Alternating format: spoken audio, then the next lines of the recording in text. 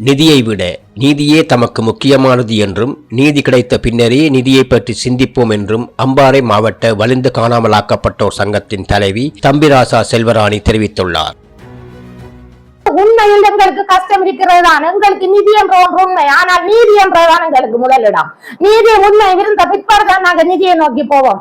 அந்த காணாமலாக்கப்பட்ட உறவுகளுக்கு நான் என்னால் இயன்றது அவர்களுக்கு உறவுகளை தேடுவதற்கு என்ன முன்கூட்டி செய்ய வேண்டும், அவர்களுக்கு என்ன செய்ய வேண்டும் என்றதை நான் செய்து கொண்டிருக்கின்றேன்.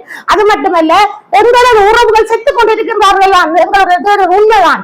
ஆனால் அந்த இழப்பீடு என்று சொல்ற ஒன்று எங்களுடைய நீதிக்கு உண்மைக்கும் பிறகுதான். அது சில வேளை 15 வருடம் ஆகலாம், 17 வருடம் ஆகலாம், இல்லை இன்னும் 20 வருடம் ஆகலாம், அதுக்கு இடையிலும் ஆகலாம். உள்நாட்டு பொறிமுறைக்குள் தள்ளி எமது வாழ்க்கையை முடிக்க இலங்கை அரசாங்கம் முயற்சிப்பதாக அவர் குற்றம் சாட்டியுள்ளார். தற்போதைய அனுரகுமார திசாநாயக்க அரசாங்கமும் தேர்தல் வாக்குறுதிகளை நிறைவேற்றாமல் இராணுவத்தை காட்டிக் கொடுக்க முடியாது என கூறுவதாகவும் அவர் குறிப்பிட்டுள்ளார்.